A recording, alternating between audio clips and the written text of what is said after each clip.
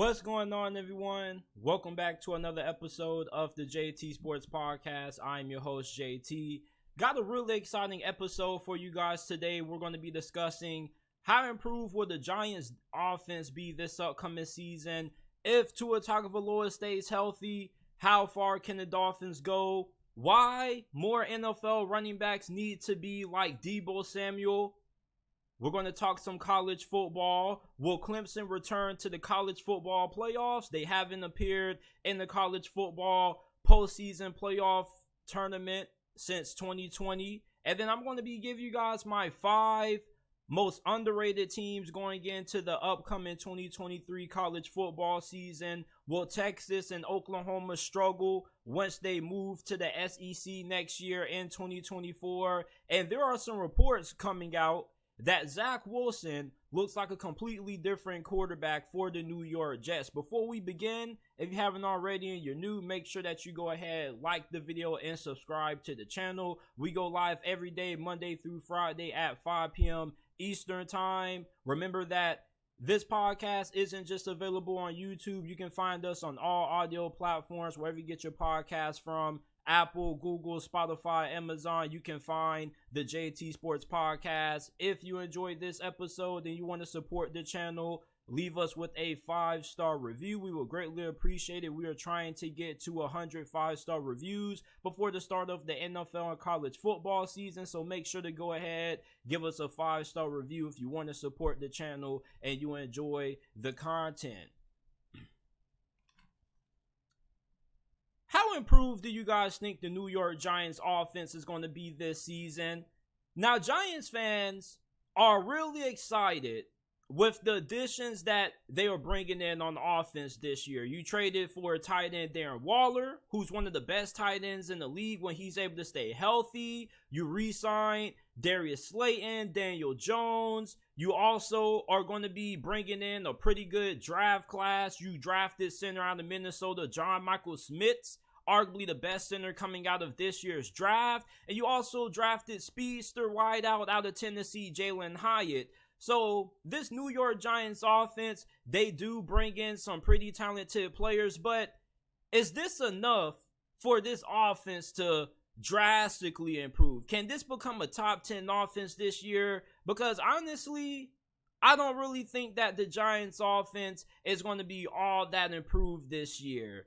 Yeah, Darren Waller is a phenomenal tight end when he's healthy. Keyword, when he's healthy. Something that he hasn't really been able to do is stay healthy over his last couple of seasons with the Las Vegas Raiders. I think that was a big reason why they were willing to part ways with him. And then you sign Parris Campbell, which, yeah, he's a solid player, but last season was the best year that he's had since he got drafted by the Indianapolis Colts. And I don't really think that Parris Campbell really makes the New York Giants wide receiving core better than what it already was. And you look at their current receiver room right now, you got Isaiah Hodgins, Darius Slayton, you got Parris Campbell, you got Wan'Dale Robinson coming back. But is this really a wide receiving core that's playoff caliber? You went to the postseason last year with a wide receiving core that was not that great. But are you going to be able to do the same thing this season with a better schedule, playing against better competition? We saw what happened to the Giants when they played the Philadelphia Eagles. They got smacked. If the Giants are going to be able to make it back to the playoffs this year, this wide receiving core needs a little bit more talent, or they need some more production. Darius Slayton, Isaiah Hodgins, those guys are okay, but they're not guys who are going to be able to get you through a complete season, giving you consistent play. And Brian Daboll is a fantastic coach, and he's really good with the schematics and the X's and O's aspect of the game. But when you are playing against a tough schedule with teams that not only have more talent than you, but have just as good coaching as you, the team that not only is going to have as good as coaching as what you have, but has the more talented team, is going to win the majority of times. Daniel Jones could regress this year. Giants fans, I think, are trying to force themselves to fall in love with Daniel Jones based on the fact that they went ahead and they re-signed them to a lucrative deal. but also because of how he played last year. And Daniel Jones played okay last season. He played solid. He played good enough. Is he going to be able to elevate to an elite quarterback this year? I don't really know. I think that we're starting to see Daniel Jones hit his ceiling. And you got to wonder if last year was a one-hit wonder for Daniel Jones. He still has a lot more to prove this year. Going against tougher competition, now having to live up to somewhat of having expectations now because of the money that he's going to be paid on an annual basis. I don't think if I really trust Daniel Jones to be able to continue to give the Giants consistent play year in and year out with the supporting cast that he has. They don't have an elite wide receiver. They have Darren Waller, and Giants fans do have a right to say that Darren Waller makes this offense a little bit better, but you don't know if he's going to be able to stay healthy. And with his injury history, I don't think it's a matter of if he can stay healthy, but when he will get injured. And then Saquon Barkley, even if he does play this year, your wide receiving core still isn't all that great, and it's a passing league. Look at the 4 teams that were in the conference championship last year. Kansas City, they didn't have great receiver play, but they had good receivers who were able to step up. They also had Travis Kelce and a really great offensive line and a fantastic quarterback and Patrick Mahomes. Joe Burrow has the best receiving core in the NFL. The Philadelphia Eagles have one of the best receiving cores in the NFL. The San Francisco 49ers got a 3-headed monster in their passing game with Deebo, Brandon Ayuk, and George Kittle. And the New York Giants, they have Darius Slayton, Parris Campbell, Isaiah Hodgins, and Wan'Dale Robinson. And Wan'Dale Robinson had a really good rookie season. But I don't think that the Giants, from a skill position standpoint, have enough juice on offense to be a playoff team. Is their offensive line going to improve this year? That's also a big question that we have about this offense. Now, you know that your left tackle situation is pretty good with Andrew Thomas, one of the best left tackles in the game, but right tackle, we don't really know if Evan Neal is going to take that next step in development. You're hopeful that he takes that next step if you're a Giants fan, but he was really, really shaky last season. And your offensive guard positions, I think they're a little bit more to be desired. Now, at center, I think you are going to be really good there with rookie John Michael Schmitz. This dude was a fantastic prospect coming out of this past year's draft. He could have been a late first-round pick in some people's eyes with how good he is. But this offensive line is still really sketchy. Even when you do have Saquon Barkley, I don't know if him and Darren Waller completely make this team a lock to make it to the postseason with what they're kind of lacking at receiver compared to the other teams in this division. Even the Washington Commanders have a better receiving core than the New York Giants. Jahan Dotson, Terry McLaurin, and Curtis Samuel is way scarier than what the New York Giants have starting at wideout this year. The Philadelphia Eagles, the Dallas Cowboys all have better receiving cores and more talent on offense than what the New York Giants are bringing into this upcoming season. I don't think the Giants offense is going to be better than what it was last year. I don't think it's going to improve that much, and I think there's a small chance or an average chance that this Giants offense kind of takes a step back in 2023. These receivers aren't bad, but they're not great. And the Giants, at least based on what they look like on paper, are the most least talented offense going into this division this season. So I don't think this Giants offense has improved at all. And the reason why I had to bring this up is because Giants fans are, bragging about the additions that they made over this offseason. And judging by the offensive acquisitions that they've brought in, their offense still looks kind of mid. Just keeping in the stat. Be honest, do Parris Campbell, Isaiah Hodgins, Darius Slayton really scare you? I mean, yeah, I love Darren Waller, but is he going to be able to stay healthy? I don't think the New York Giants offense has gotten as better as what a lot of Giants fans are trying to push out there. I don't think this offense is really going to improve at all this year. And if they do improve, I think it would be small improvements. You don't really have an elite receiver. Your offensive line is still a work in progress. And I think Daniel Jones is now starting to hit his ceiling.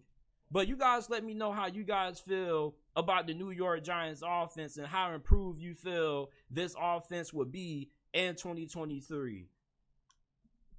If Tua Tagovailoa stays healthy, how far can the Miami Dolphins go this year? Now, this is all speculation that Tua Tagovailoa can stay healthy for the whole entire regular season this year for Miami.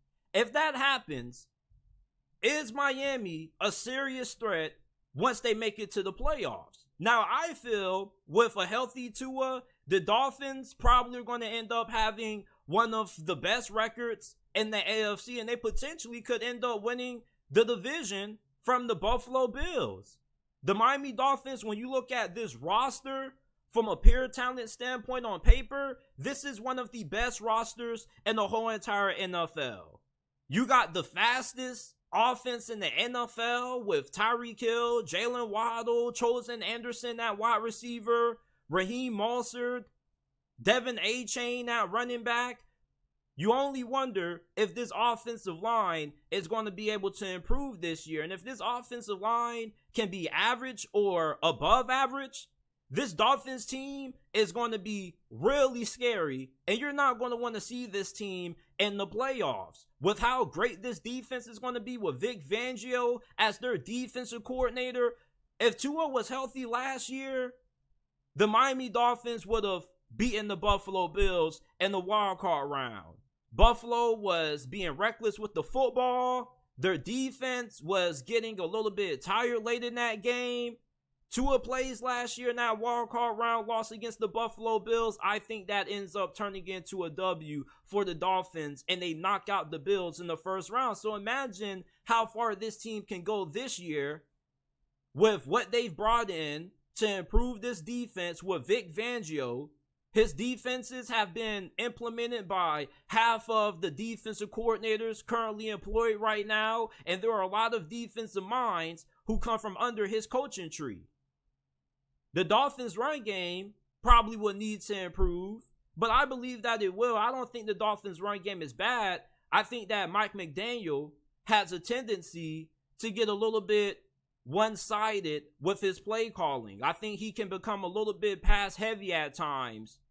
But the Miami Dolphins, if Tua stays healthy, this is a team that most definitely could look to challenge Kansas City, Cincinnati, and some of the top teams in the AFC. There's a reason why a lot of people are labeling the Miami Dolphins dark horse Super Bowl contenders, because they're a Super Bowl sleeper. This roster is mega talented. This is a top 5 roster that the Dolphins have going into this year. And it doesn't really matter how strong their schedule is or not, because they still are going to be able to beat the majority of teams that they play as long as Tua can stay healthy. That's the really big thing when it comes to Tua. Tua is a top 10 quarterback in my eyes. He doesn't have the strongest arm. He may not be the most athletic, but he's one of the most accurate quarterbacks in the league. And plus, he throws a fantastic deep ball. I see a lot of people on social media trying to make it seem like, oh, Tua isn't good at throwing the football deep. Well, tell me why he was one of the most accurate deep ball throwers from the 2022 season last year. Not just that, but you see every time Tua throws a deep ball on social media, there's people trying to say it was underthrown. Tua Tagovailoa gets way too much hate for somebody who is a really good quarterback. He's not elite, but he is really good. He's a top 10 quarterback. I rank him 7th or 8th on my quarterback rankings. And if you can get him healthy going into the playoffs, the Dolphins have a great chance at being able to make it to the Super Bowl. This roster is good enough to compete with Kansas City, Baltimore, Cincinnati. You can name any of the top teams in the NFL going into this year, and there's no way you can deny that the Miami Dolphins have a roster that is not even more talented or just as talented as said team. Their roster is just as good as the Philadelphia Eagles. The only thing the Dolphins have that the Eagles don't is a great offensive line. That's about it.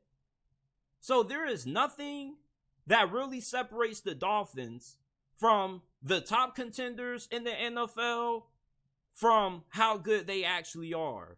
The Dolphins, if they can keep Tua upright all year and he can stay at 100% going into the postseason, this is a really dangerous team. And whoever you root for, if your team makes it to the playoffs this year, I don't think you want to see Miami, especially early. This team has a lot of speed. They got a lot of talent. They're going to be incredibly well coached. A healthy Tua Tagovailoa, you can damn near make the argument that the Miami Dolphins are going to make it out of the AFC. Yeah, the Jets are really good, but the Dolphins have a better roster than them. They're deep on defense. Same thing with offense. It's just that you don't know how either team's offensive line is going to perform. The Buffalo Bills, I think that the Dolphins have a better roster than them. And then you look at the New England Patriots. I mean, come on, man. Is there really a team in the AFC that is just far more talented than what the Miami Dolphins are going into this year? Because I don't think there is one. Kansas City is always up there because they got Patrick Mahomes and Travis Kelce. But after that, who else do they have who you would take over anybody on the Miami Dolphins? If Tua can stay healthy, I think that this Dolphins team could very well make a lot of noise in the playoffs this year. I think they're going to have one of the best records in this conference. I don't think they're going to disappoint, barring a major injury. A healthy Tua Tagovailoa makes the Dolphins legitimate Super Bowl contenders, and this team could go as far as the AFC Conference Championship or maybe the Super Bowl if he's able to stay healthy. Now, I'm not saying that's a lock. I'm not making the prediction, but I am telling you the ceiling of what the Dolphins can be this year if he can stay healthy at QB. This Dolphins team has plenty of talent. They got a lot of speed. They got really good coaches on their staff. This is a team that if Tua stays healthy, he has everything around him to lead this team to a potential Super Bowl. Let's segue to this, right? Now, I think that Deebo Samuel is the new standard for what you need to be at the running back position if you want to get paid a lot of money. These NFL running backs, they recently made a Zoom meeting to discuss what they can do about the declining running back market, and they came to a harsh reality that there pretty much is there's pretty much nothing that these running backs can do to improve the current state of the market for RBs. But I do think if you're an upcoming running back and you're in high school, college, or if you're in the NFL right now, you're wondering, what do you need to do to have a little bit more leverage when it comes to getting paid and getting more money? And I think you need to look at Deebo Samuel. Deebo Samuel, he is getting paid $71.55 million over the course of 3 years with his new contract that he signed last offseason. And he's making on average $23.8 million a year. And he's not just a receiver, but he also is utilized as a running back. The new position that they are giving Deebo Samuel is wide back. They're calling him a wide back, which is kind of like a hybrid receiver / running back.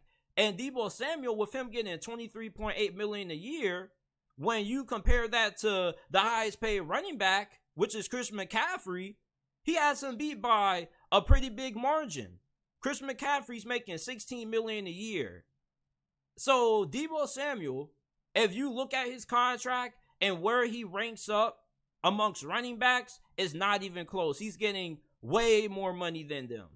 And then when you look at what he's getting paid compared to the other receivers out there, he's the 7th highest paid receiver entering this season. So Deebo Samuel has a contract that makes him pretty much the highest paid RB and the 7th highest paid receiver due to his skill set, his ability to not just be a great receiver, but he also can be a really good running back when you decide to line him up at that position. More running backs need to have a Deebo Samuel kind of skill set. That's why I said a couple of days ago that I believe Bijan Robinson and Jahmyr Gibbs are going to evolutionize the running back position in the NFL. Those guys aren't just talented running backs. They also are really good as receivers. They can run really good routes. They can beat press coverage. Bijan Robinson and Jahmyr Gibbs, with how successful they are eventually going to be, they're going to set a new standard and a new precedent for the running back position. If you're a running back that is a little bit similar in skill set to Derrick Henry, Josh Jacobs, you're not going to be able to demand top money because you don't have versatility. You have to be utilized in multiple different ways in order to demand big money. It's a passing league. It's 2023. It's not 1994. It's not 2005 where the running back position was pivotal to having success on offense. It's a passing league, and therefore, if you can't be effective in the passing game, you're going to limit the amount of ways that a team can use you, which is ultimately going to make you more replaceable. There's plenty of running backs who you can hand the football off to, and they can be really good and give you good production being north and south runners.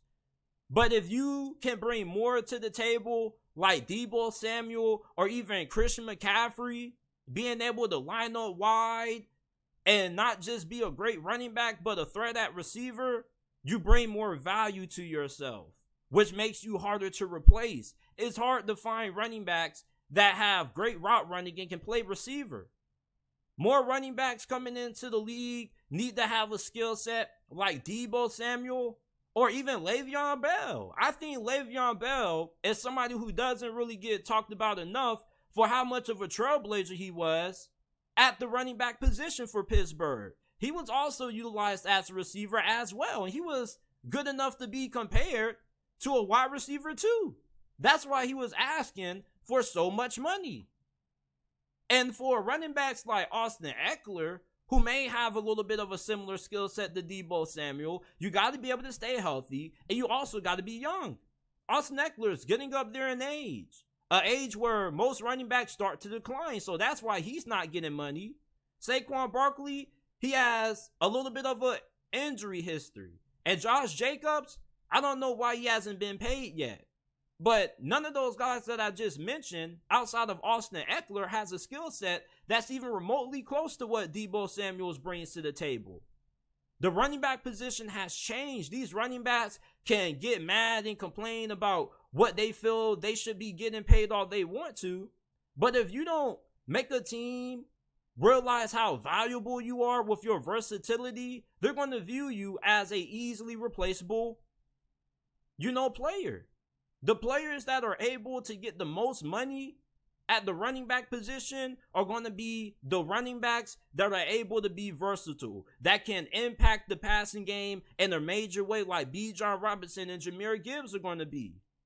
Those guys are going to be new trendsetters for the running back position. Bijan Robinson, he was underutilized a little bit at Texas by Steve Sarkisian because you can line him out wide and he runs incredible routes. And seeing Bijan Robinson or Jahmyr Gibbs in the open field against a defensive back in the open field, who do you think is going to win that matchup 9 times out of 10? They are running backs, so of course they're going to be good after the catch. And one thing that separates Deebo Samuel from the other players in the league is how good he is after the catch. This dude is super physical, and he's also super big for his size, for his position.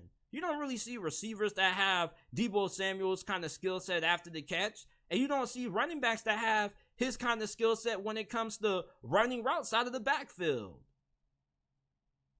If you're an upcoming running back, you need to have a Deebo Samuel-like skill set if you want to get paid a lot of money. Because if not, you're going to be less valuable. And the team is not going to view you as a big long-term, piece to their success. If you're somebody who can impact this game in several different ways like Christian McCaffrey can or Deebo Samuel can, then you bring more value to yourself, which gives you more leverage in contract negotiations for getting more money.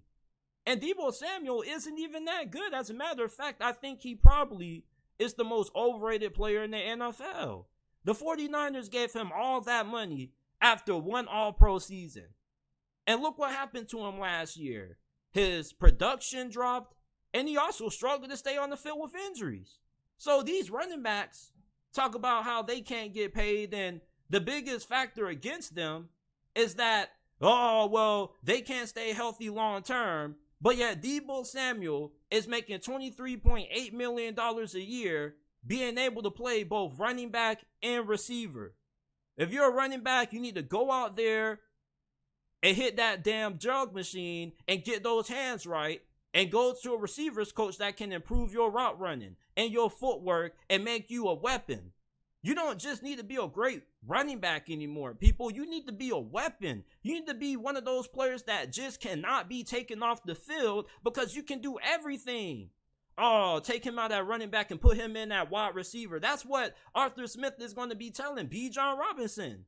He's going to be like, let's put Tyler Algier out there and move B. John Robinson to the slot. Or let's move him to the outside. You see how hard it is to take a player off the field that can do so much? That's a Swiss Army knife compared to a guy that's like a Nick Chubb, a Derrick Henry. Once you get ran to the ground, that's it. Meanwhile, if you can bring a little bit more value elsewhere, you can be able to extend your career because you're going to have an additional role. Pass catching backs don't decline as fast as running backs that are getting 20, 25 carries a game and running the football up the middle through these treacherous defensive lines. Running backs need to be more like Deebo Samuel. I think Deebo Samuel is kind of a little bit of a trailblazer. He's not labeled as a running back. He's technically a wide receiver that possesses a running back skill set, but he's playing this new position that people are calling the wide back position, which allows him to go to the 49ers and be like, hey, you can't just pay me like a running back. You got to pay me like a top receiver also. I run routes good as a wide receiver. I'm one of the best at my position. And I also was really good when I had the ball in my hands as a ball carrier. Pay me. And this is why he's getting $71.55 million total over the next 3 years. He's getting over $23 million a year because of his versatility. That's what these running backs have to bring to the table to be able to have a long-lasting career where they're getting a lot of money. And even if they don't play 8-9 years, at least you're going to be able to run it up your first couple in the league because of how skilled you are. So let me know what you guys think about this down in the comment section down below. Clemson hasn't been to the college football playoffs since the year 2020. Could they finally make the return to the college football playoffs this upcoming college football season? Now, first of all, we got to ask ourselves, what has hindered Clemson from returning to the postseason in college football? Well, I think the first thing that has held back Clemson has been their lack of offense. Ever since Trevor Lawrence and Travis Etienne left Clemson for the NFL, this offense has been out of sorts. And Dabo Swinney believes that he finally has solved the answer to Clemson's offensive struggles with hiring offensive coordinator Garrett Riley, who they pretty much stole from TCU. And Garrett Riley is one of the best offensive minds in college football, and he's one of the top coordinators going into this season, and he probably isn't going to be on Clemson's staff for that long. He probably is going to be here for a year, maybe two, and then he's going to end up dipping for a head coaching opportunity. I think that for Clemson, your offense has to improve big time. And Clemson fans already know this, but your receiving core hasn't produced an NFL caliber receiver since Justin Ross. The last time Clemson produced elite caliber prospects going into the NFL draft was a very long time ago. Clemson used to be known as wide receiver U.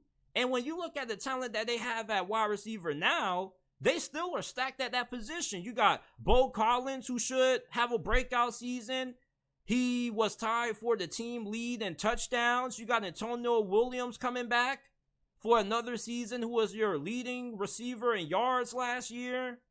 So there is a lot of talent in this receiver room for Clemson. It's just that the development at that position hasn't really been as good as what it used to be in the past when you had Sammy Watkins and Mike Williams. I mean, Clemson used to be a receiver factory at one point, and they haven't really produced any other NFL wideouts since Justin Ross. And for Dabo Swinney, I think something that has also hindered Clemson from being able to make it to the college football playoffs is this offensive line. The offensive line has been really down for Clemson over the last couple of seasons.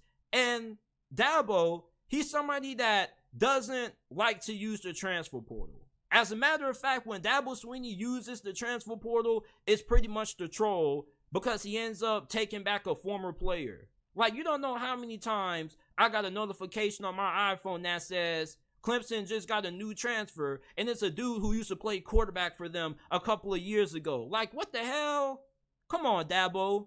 And I think when Clemson plays Florida State this year, we're really going to get our answer to if Clemson is going to make it back to the playoffs this season. Florida State is a really good football team this year. You may think they're overhyped, and they may very well be overhyped this season. But for right now, before the season kicks off, I think that every Florida State fan has the right to be feeling the way that they have about their chances of being able to knock off Clemson, win this conference, and make it back to the college football playoffs. The hype for FSU is definitely warranted this year. You want to know why? Because this roster is really good. And it's not just because Mike Norvell has done a really good job recruiting. As a matter of fact, this team is where it's at because of how FSU has used the transfer portal. The transfer portal gave FSU Jordan Travis, Johnny Wilson, Jaheim Bell, and some of the best players on this team. Meanwhile, you look at Clemson, you done had holes at offensive line and at receiver for the last couple of years. You struggled to develop those positions. And what is the transfer portal good for? Being able to make quick fixes. Clemson is too good of a program to not go into the portal and take some of the top players at positions that they need. Clemson could have been solved their offensive line problem years ago if Dabo Swinney would have took advantage of the transfer portal. It's there, so utilize it. And if Clemson can't beat Florida State, I think you can look at Dabo Swinney's reluctancy to put his hand in the transfer portal and scoop up a couple of transfers to improve set positions that they need. You look at Florida State, their team is as talented as what it is now because of the players that they've gotten from the transfer portal. And if they lose to FSU this year, a lot of Clemson fans are going to be uttering a lot of Dabo Swinney slander for him not really using the transfer portal, because they're going to realize that all the players who end up contributing to Florida State potentially beating Clemson are going to be transfers, something that Clemson doesn't really have. So can they beat FSU is going to be a really big determining factor if we see Clemson get to the playoffs. And I'm not just talking about the one time they play in the regular season, because these two teams are favorites to make it to the ACC championship game this year. So Clemson isn't going to have to beat FSU once, but they might have to do it twice. Or they may have to come back from a loss to FSU early in the ACC championship game. Clemson going against FSU this year is one of the biggest matchups in college football, because it's going to tell a lot about Clemson's football program and what adjustments Dabo Swinney needs to make to get Clemson back into the national championship picture. And if you can't use the transfer portal, or you refuse to use the transfer portal, you're kind of being stuck in the past. You ever listen to somebody who was a little bit older in age, around their 50s and 60s, and they kind of refuse to use technology? They don't like to use the internet. They're not really all that caught up with the new technology because they feel like it's too much. That's Clemson. Clemson refuses to use the transfer portal because Dabo Swinney is stubborn. He believes that his way is the best way to going about winning a championship. And I can't criticize Dabo Swinney's process because he is a championship winning coach and I'm not. So you do have to give him a benefit of a doubt. But I do think that it is right to question his approach, his philosophy on certain things. The thing that makes Nick Saban the greatest head coach of all time is the fact that he's always been able to adapt. And when you have something like the transfer portal that's pretty much free agency that allows you to make quick fixes, I think Dabo Swinney is kind of a little bit foolish for not opting to use it a little bit some. I'm not saying that he has to overhaul his roster through the transfer portal, but you can at least pick up 2-3 players, and those guys could be the key to you making it to the playoffs and winning another championship. Look at Jameson Williams with Alabama, Joe Burrow with LSU. There have been really huge finds in the transfer portal who have twisted the fate for certain teams. If Jameson Williams doesn't play for Alabama, they might not make it to the college football playoffs. The lack of using the transfer portal, is that going to hurt Clemson this year? I think we're going to find out. But if they don't make it to the playoffs this year, I think that's going to be a big reason why. I don't think there's any team that's been to the college football playoff that hasn't at least had 2 or more transfer portal players on their roster. You got to use the transfer portal if you have some holes that need to be addressed and if you are a team that's struggling to develop a certain position. So will Clemson make it back to the playoffs this year? I strongly doubt it. If I had to rate their chances of making it to the playoffs 1 through 5, I probably would give them a 3. Their schedule is not easy, folks. I don't think they're going to struggle too much with Duke. You do got Charleston Southern, you play FAU, and then you have to play FSU at home. And then you got Syracuse on the road, Wake Forest. I think you should be good against those teams, but against FSU, that's the biggest game that Clemson plays this season. And then you got to play Miami and Notre Dame and UNC and South Carolina as your other big games this year. And I think that it's very realistic to see Clemson at least losing 2 games this year. One to FSU and another one to either Notre Dame, USC, or South Carolina. Clemson isn't the team that they used to be up front on the offensive line. This used to be a team that not just was known for great defensive linemen, but they also produced really good offensive linemen. And Clemson hasn't developed the offensive line position really well, and neither have they done with receiver.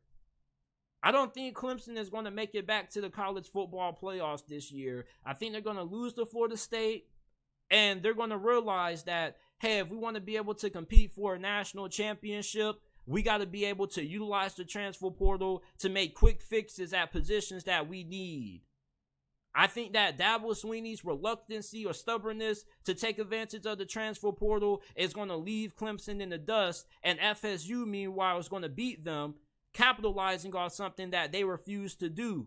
Now, I don't know why they refuse to use the transfer portal. Maybe it's because of, morals or, other things. But the transfer portal, teams that have been able to make it to the college football playoffs have taken advantage of it, and Clemson is not. I want to talk about my 5 most underrated teams entering the upcoming 2023 college football season. Now, these are teams that not only do I feel are being a little bit slept on by people in terms of how good they expect them to be this season, but also teams that I feel have a little bit of some skeptical over-under win totals that I feel people could cash in on, taking the over on. The first team I'm going to start off with is Kentucky. Kentucky last year was a little bit of a down season. The offensive line wasn't good. The offense was really inconsistent. Will Levis was playing through injuries, and plus he was really turnover prone. And Kentucky just didn't really have a good offense last year. Now they bring back their offensive coordinator in Lean Cohen, who spent one season back with the Rams. The year before last season in 2021, Kentucky, under Liam Cohen's play calling, had one of their best offenses in program history. Will Levis, that was the season where he got on everybody's draft radar, and that's where you started to hear the first round buzz about him. Liam Cohen leads for 1 year, and Kentucky's offense is just all out of sorts. I think this offense is going to improve with him returning as offensive coordinator. And plus, they got Devin Leary, former NC State quarterback, out of the transfer portal. Now, if you don't know who Devin Leary is, you need to go look him up and look at his numbers, because he was pretty much the best quarterback in the ACC when he was healthy for NC State. And I think that he's probably the best quarterback that Kentucky has had in a very long time. And why I think he's better than Will Levis is because he takes better care of the football than Will Levis. And plus, I just think he's an overall better quarterback than what Will Levis is, even though he isn't the athlete that what Levis was. He's accurate to football. He's a better decision maker. Plus, the offensive line for Kentucky is going to be better this season. So Devin Leary should end up being one of the 5 best quarterbacks in the SEC this year. This offensive line should improve. Kentucky's offensive line normally is one of the best in college football. They call it the Big Blue Wall for a reason, but we didn't see the Big Blue Wall last year. Now, they had some injuries. They had some young guys who were playing a little bit out of position. They got guys coming back now who are going to be more experienced. They got a couple of really good guys who are going to be starting on that offensive line. And what has me excited the most about Kentucky is this wide receiver. This wide receiving core that they have, I think is going to be one of the most underrated in the SEC this year. You got 2 really good sophomore receivers, Dane Key, Berrien Brown. Both of these receivers were 5-star guys coming out of high school, and they had some pretty solid true freshman seasons. And if this offensive line improves, plus with how good this defense should be, because Kentucky normally does have a really good defense, they should have a really good front 7. Their secondary is a little bit of a concern, but overall, Mark Stoops just gets a lot out of the defense. So this offense improving this season with their offensive coordinator coming back, getting Devin Leary from the transfer portal, I think that Kentucky is going to be really good this season, and I think they're being incredibly underrated. Vegas has them with an over-under win total of 6.5, but I think they can easily get to 8 wins this year. Maybe 10. Kansas comes in at number 4. Yes, people, Kansas. We're not talking about college hoops. We're talking about college football. A lot of y'all quickly forgot about Kansas. Out of their starting quarterback, Jalin Daniels, got injured. Before he went down with that injury, Kansas was 5-0. And he was a legitimate Heisman contender. Now, with him coming back and them returning 91% of their offensive production from last year and 80% on defense, this is going to be one of the better teams in the Big 12 this year. And I think that they have a really good chance at being able to win this conference this year. We keep hearing about Texas, Oklahoma, and Kansas State's chances of winning the Big 12 this year, but Kansas is being really overlooked. Now, I don't think Kansas has been getting a lot of disrespect. I do think that people feel that Kansas is going to be a solid team this year. A lot of predictions that I've been seeing have them at 8 wins, but this team could be way better than 8 wins. This could be a potential New Year's 6 bowl game kind of team. Lance Leopold has done a really good job turning around this program. And this roster is really good. They're going to have a really fantastic offensive line. This defense should be better than what it was last year. Kansas is being severely slept on this year. I think they have the 3rd best chance to win the Big 12 this year, behind Texas and Kansas State. I think they got a better shot at winning this conference than what Oklahoma does. I think that Oklahoma, their roster still is a little bit of in flux. I like Kansas. They got a great quarterback, one of the most underrated quarterbacks going into this season, and one of my sleeper picks to win the Heisman Trophy this year. So Kansas, I think, is really being overlooked by a lot of people. You look at the fact that, yeah, they started out hot, but then they ended with a 6-7 record. But you got to look at the injury to Jalin Daniels. When he's healthy, this is a really scary team. And with everything that they have coming back, this could be one of those storybook kind of seasons for Kansas. Because every single year in college football, you guys already know who follow the sport, we always have a team or two that kind of comes out of nowhere. They become the college football sweethearts that everybody roots for, like TCU last season. Kansas could very well be one of those teams. Look out for them. Do not sleep on the Kansas Jayhawks when it comes to college football this year.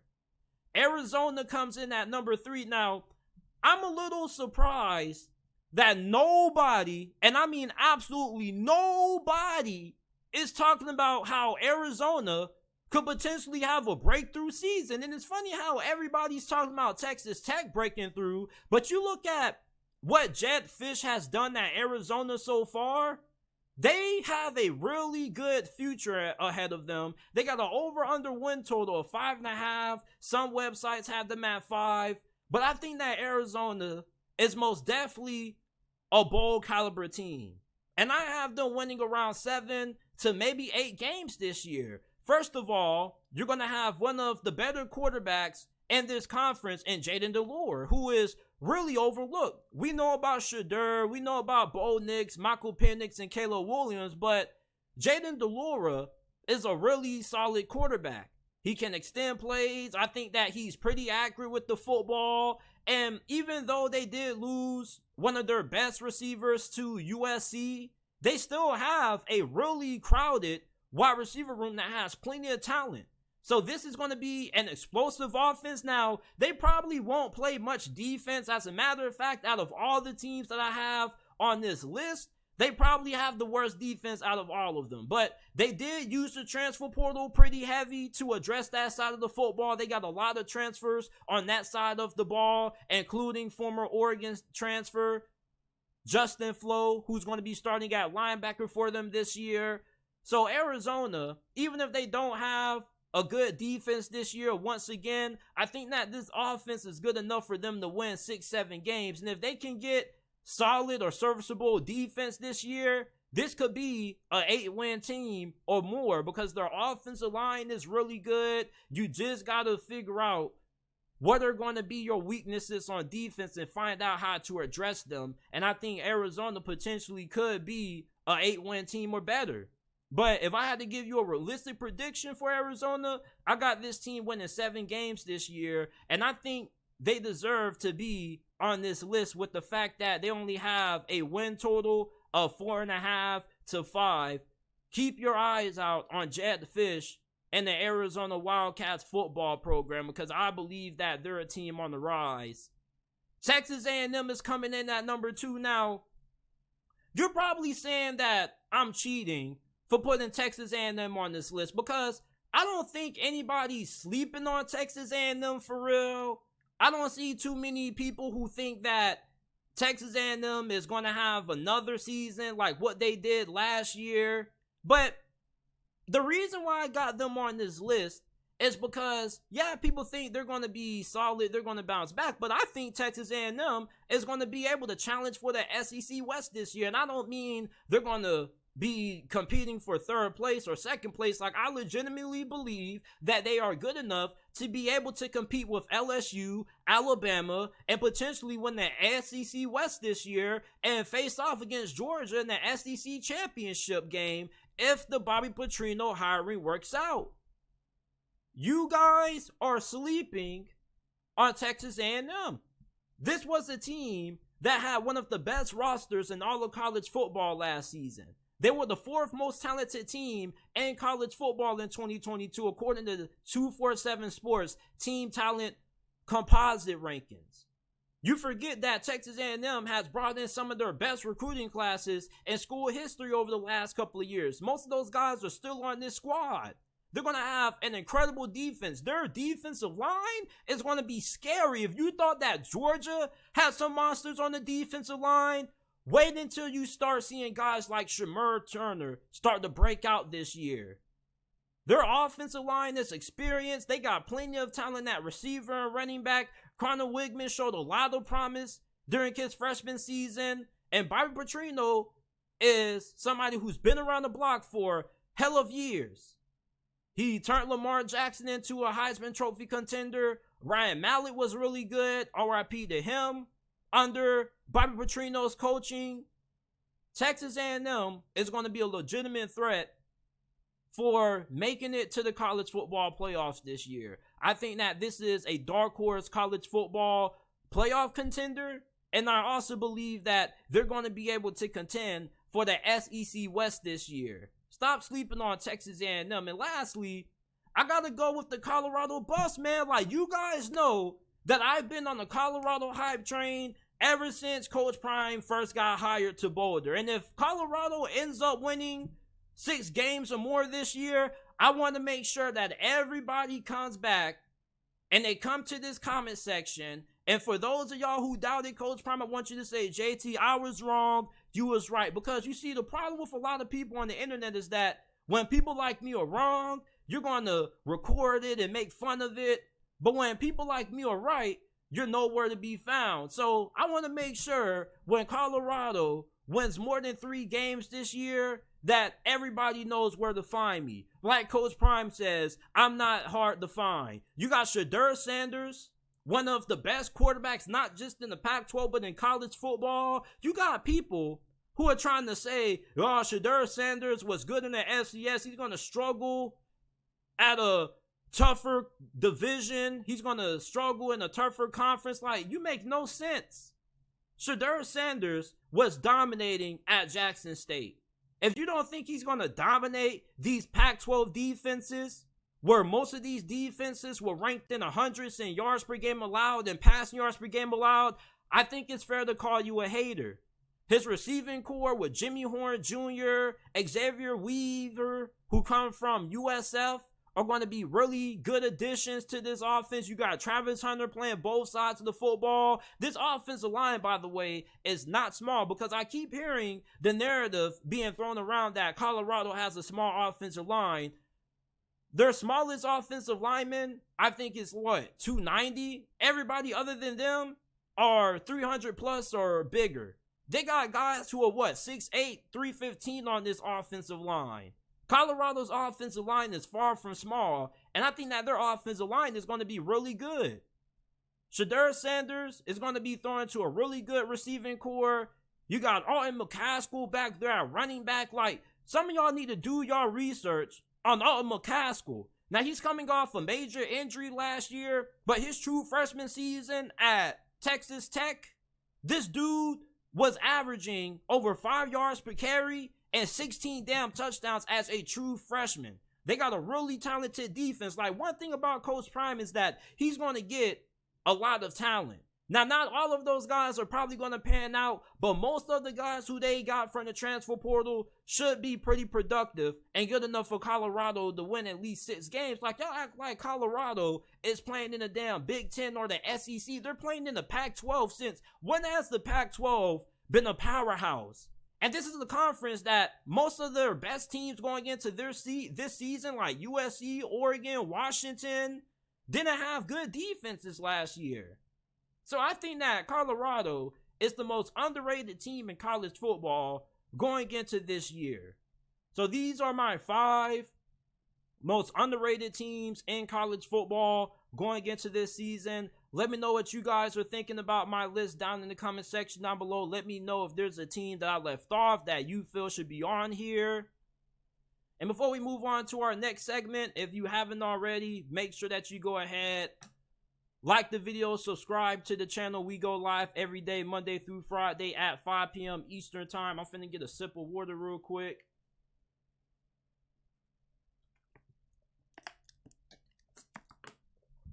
My God, the Ghost of Judah Tribe says Colorado sucks. Look at their last 5 games. They're going to get their heads smashed in.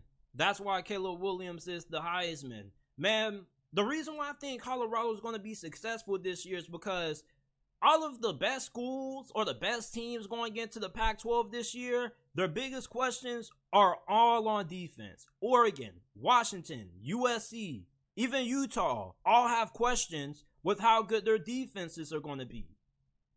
And you look at Colorado, offense isn't going to be a problem. They got a great offensive coordinator, and they got a really talented supporting cast around Deion Sanders. That offense is going to be able to score a lot of points on these defenses. Now, if this was the SEC, okay, I would have a different opinion. But I think that the Pac-12 is a manageable enough conference for Colorado to at least be able to win 6 games. If you're enjoying this episode of the podcast, go ahead and leave us with a 5-star review. Remember that we're not just available on YouTube. You can find us on all podcasting platforms, Apple, Google, Spotify, Amazon, wherever you get your podcast from. You can find the JT Sports Podcast. Leave us with a 5-star review if you support the channel and enjoy the content. Now, I've been seeing a lot of people on social media over the last couple of weeks, especially on Reddit, saying that Texas and Oklahoma are going to struggle when they get to the SEC. Like, listen, Texas and Oklahoma are 2 programs that, as long as they have the right head coach, they're going to be able to survive in the SEC. All right, especially a school like Texas, and I believe in Steve Sarkisian. Now, I don't know about Brent Venables, but I believe that Texas is going to be perfectly fine making the transition to the SEC. First of all, they recruit at a really high level. They got the future of their quarterback situation secured. And then you got Steve Sarkisian, who is a really bright offensive mind, and I think that he is now starting to hit his strides as a head coach. Now, he's been around the block a little bit, but sometimes it takes a little bit of failure to turn into somebody who starts to turn things around and starts to become an achiever. Steve Sarkisian, I have a lot of faith in him as the head coach of the Texas Longhorns going into the SEC. I feel like Texas is going to be competing for one of the top spots in the SEC when they arrive. They already have one of the best rosters in college football going into this season.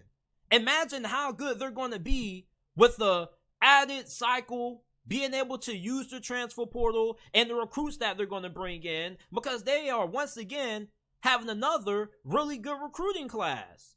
Now, Oklahoma, on the other end, I don't have as much confidence in how they're going to do in the SEC compared to Texas. All right, Brent Venables still has a lot that he has to prove to us as a head coach, and you can say the same thing about Steve Sarkisian, but at least with Steve Sarkisian, he's shown that he can at least get you 8 wins. Brent Venables, we don't even know if he can get you more than 6. And plus, he's more experienced when it comes, more inexperienced when it comes to being a head coach than Steve Sarkisian. So he's still learning on the job. So imagine if Oklahoma struggles again this season and they go into the SEC coming off another disappointing year.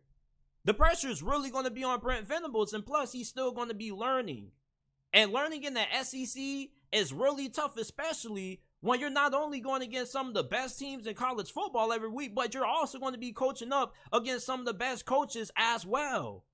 Oklahoma, they have recruited at a high level, which does gives me a little bit of confidence in Brent Venables moving forward. And I'm not saying I don't believe in Brent Venables at all. As a matter of fact, I believe that Brent Venables is going to work out at Oklahoma, but I'm not super confident about that.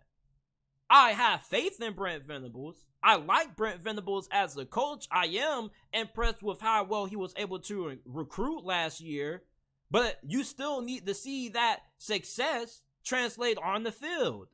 So when you look at Oklahoma, I think potentially they could struggle in the SEC. They got a higher chance of struggling compared to Texas.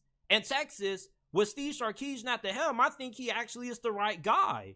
And Texas is one of those schools like Florida with Billy Napier, is that you're recruited in one of the most talent-rich areas in the nation. You can literally recruit the whole state of Texas and still have a team that's good enough to win a national championship just with Texas talent alone. Texas, with how well they're going to be able to recruit, is always going to be a factor in the SEC as long as they have the right head coach. And people make it seem like the SEC just has all these talented teams that are just so better than Texas. Outside of Georgia, Alabama, and LSU, Those are the only schools that I really feel are just so ahead of Texas.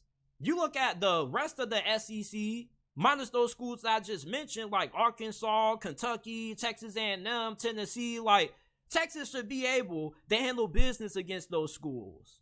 The talent's there for Texas. You look at where they're located at, they're always going to be able to recruit at a really high level, as long as you have competent coaching there. Oklahoma, you got to put a little bit more effort in compared to Steve Sarkisian if you're Brent Venables, because it's not as easy to recruit at Oklahoma as it is compared to recruiting at Texas. You just don't have a lot of in-state talent at your disposal if you're Brent Venables. So you do have to venture out there a little bit and spread your wings. But Oklahoma, though, I think they should be pretty fine. I don't know if Oklahoma under Brent Venables will become a championship contender, but I do believe that they can become an above-average team in the SEC under Brent Venables. Brent Venables may not be a championship caliber coach, but that doesn't mean he's a bad coach. He may be a coach that can have a couple of 9-win, 10-win seasons for you every once in a while. But I just need to see a little bit more out of Brent Venables before I can say I have undeniable confidence that Oklahoma is going to succeed in the SEC like I do Texas. I believe in Steve Sarkisian. This offensive line is incredible because they have the best offensive line recruiting class a couple of years ago. And most of those guys that they recruited played as true freshmen last year. They're going into their sophomore seasons regarded as some of the best at their positions in the Big 12. So Texas, even though this is a team that does get a lot of hype, you got to understand that this is one of the biggest brands in college football. Of course, everybody's always going to talk about them. People are always going to be a little bit overly optimistic than what they may be for most teams, but I think the hype is definitely warranted for a school like Texas. There's nothing different between the hype that Texas is getting and the hype that a school like LSU is getting. LSU, Notre Dame, Alabama, Ohio State, those are schools that always have high expectations. They always get a lot of hype from the media because look how big of a brand those schools are. So a school like Texas is always going to get a lot of hype. They're always going to get a lot of attention. People are always going to feel like they're a little bit overhyped, but that's just what comes with the Texas brand. They're just one of the most notable brands in all of college football. Oklahoma, they're up there as well, but I don't think they get the same media coverage that a school like Texas does. So Texas, I think that they're more suited to have success fast in the SEC compared to Oklahoma. And I think long-term, Texas is going to be able to compete in the SEC, not just, competing, being a 9-10 win team, but they're going to be able to compete for the SEC championship game or for the SEC title. Oklahoma, on the other hand, I don't know. Got a lot that I need to see out of Brent Venables. The last thing I want to talk about is this. I saw a report on Twitter the other day that said that Zach Wilson looks like a completely different quarterback. Now, you got to remember, the last time we saw Zach Wilson, he got benched. He wasn't looking good Thursday night against the Jacksonville Jaguars. Things got really, really ugly. And now they trade for Aaron Rodgers, and all of a sudden, Zach Wilson has just became just different quarterback. Like, you don't even recognize Zach Wilson if you read this report. So, NFL Rookie Watcher on Twitter, go ahead, give him a follow. He tweeted out Zach Wilson has reportedly looked like a different QB since Aaron Rodgers arrived. Wilson is playing with a different confidence than he has had in previous seasons. Robert Saleh, Jets head coach, has reportedly been impressed with Wilson's improved ability at stepping up in the pocket. Saleh has also been wowed with some of Wilson's red zone throws. It may be a new era for the Jets' second overall pick. Now, here's my thoughts on this. I'm not putting any stake into this report. You want to know why? Because I saw these same reports coming out about Zach Wilson last offseason. And I thought that Zach Wilson was going to have a breakout season, and I was completely wrong. So I'm not putting any stake into these reports. I'm just taking these as reports and, training camp talk, because, in mini camp, training camp, everybody looks good. Everybody's super impressive when they got a tank top and shorts on. But when them pads come on and them chin straps get buckled and the games get played, most of the times, all these players that end up getting hyped up throughout training camp end up disappearing when the regular season kicks off. And for Zach Wilson, he's going to have a year or two to get better. So we're probably going to continue to see more stories about Zach Wilson improving and how good he is compared to what he was before Aaron Rodgers got there, and how Aaron Rodgers has been a great mentor. It's just, this is one of those situations where I'm not hating on Zach Wilson, but I got to see it on the field, because what we saw Zach Wilson's first couple of seasons as a starting quarterback in the New York Jets was really ugly and really bad and concerning. So I'm not really putting any stock into these Zach Wilson reports. I got to see it in the actual game to believe it. And if he ends up doing pretty good in the preseason, I'm going to say, cool, like, that's what he's supposed to do. The dude was a second overall pick. Now, it's no denying that there's talent there.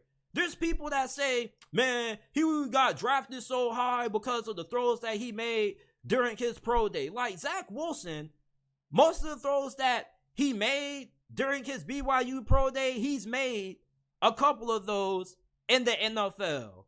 Do you remember that the touchdown pass he threw to CJ Uzomah against the Detroit Lions? Zach Wilson has talent. The talent is not the issue. Like, you don't get drafted as high as guys like Zach Wilson in the top 5, in the top 10 of the NFL draft at the QB position if you don't have something that stands out about you. If you don't have any talent at all, you're not going to get drafted that high. Zach Wilson, his arm strength, his arm talent is really impressive. He just has to get better when it comes to understanding how to read defenses and just improve his mechanics, his footwork in the pocket. Zach Wilson, I'm rooting for him to succeed. But for right now, I'm not buying into any of these reports. I just think that it's training camp hoopla. Who knows? Maybe they're trying to talk him up so they can get his trade value back up. But I'm not putting a lot of stake into these Zach Wilson stories that are coming out. And I'm not really somebody who's believing in the narrative that Aaron Rodgers is going to be able to get Zach Wilson's career back on track. Because Tom Brady was mentoring plenty of QBs who ended up being nothing in the league. So you guys let me know how you guys are feeling about these Zach Wilson reports. Apparently he looks like a different quarterback for the New York Jets. This is it for this episode of the JT Sports Podcast. I appreciate you guys for tuning in. If you haven't already, make sure that you go ahead, like the video, subscribe to the channel, rate the podcast 5 stars. We're available not just on YouTube, but you can find us on Apple, Google, Spotify, Amazon, wherever you get your podcasts from. You can find the JT Sports Podcast. All you got to do is go to whichever podcasting service that you like to use, type in the JT Sports Podcast and it will pop up, or you can go down to the description down below, scroll down a little bit, and there will be the links to the Apple and Spotify versions of the podcast. I appreciate you guys for tuning in, and I will see you guys tomorrow with